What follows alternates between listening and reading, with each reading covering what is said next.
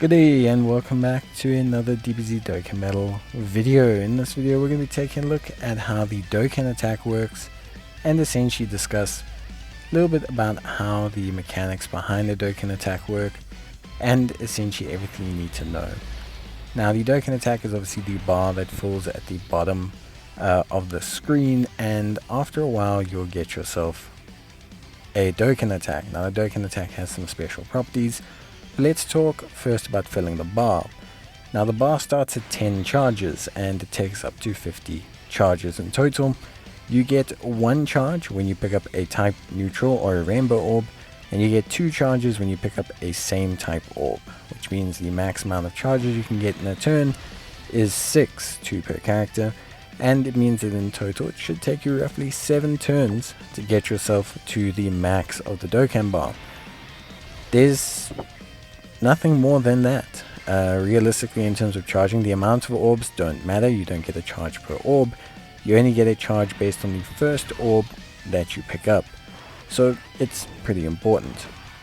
Outside of that as well, in terms of charging the Dokkan bar, the second charge will not start at 10 out of 50 charges. It will start at 0 out of 50.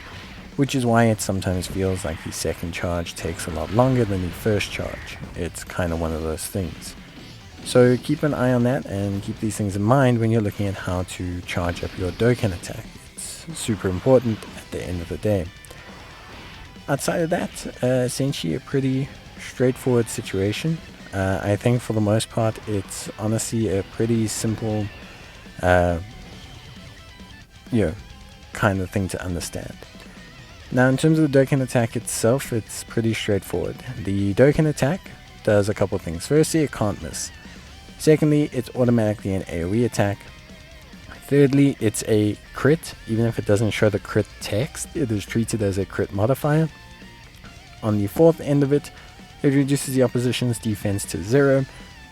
It will remove the guard effects of the unit, which means it essentially, you can have an AGL type unit, use it against a strength type unit, and they won't struggle at all. And then the final thing it does is it modifies the amount of damage that you do the final two things is it modifies the amount of damage that you do based on the amount of times that you tap the overlapping button. And then when you perform that damage, you will gain life back based on the total damage that you perform. So for every single tap or every single overarching nod or node that you hit, it augments the damage done. Now this is important to understand because damage done being augmented is significantly different to the attack stat. The attack stat itself has not changed. However, there's a modifier that's placed for every single button you press on top of the damage that's done, and it starts at 1.3, 1.6, 1.9, 2.2, etc. And essentially what this does is it obviously increases your overall damage done quite significantly. Now if you hit all of the nodes, you then get a pretty big amplification on top of that in terms of healing. Now the healing will only take itself into effect the next turn, so you can still die the turn of your Dokkan attack. The healing will only take itself into account afterwards. So that is also something that you need to be aware of, because it can be, like the fact that the healing doesn't occur instantly means that you do need to technically survive to the next turn. So even though you may want your highest damage dealer to do the Dokkan attack, if it's going to get you killed, it's maybe not the wisest decision. So there are a couple layers to it ultimately at the end of the day. And I think for me, there's definitely a grounds to essentially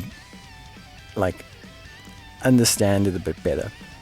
So I hope after watching this you now understand the Dokkan attack a bit more, how it works, how to charge it, and essentially what kind of benefits it can pose for you. It's a super strategic device, and understanding how and when to use it is a very crucial part or component of your gameplay experience and can dramatically transform how you perform in certain events. So yeah, that's basically it from me. I hope you guys enjoyed the video. If you did, leave a like, it's always greatly appreciated, and if you learned something, obviously that's great too. However, if you do need any more help on anything else, you can leave a comment down below, and I'll gladly reply back to try and assist. But that is basically going to be it from me.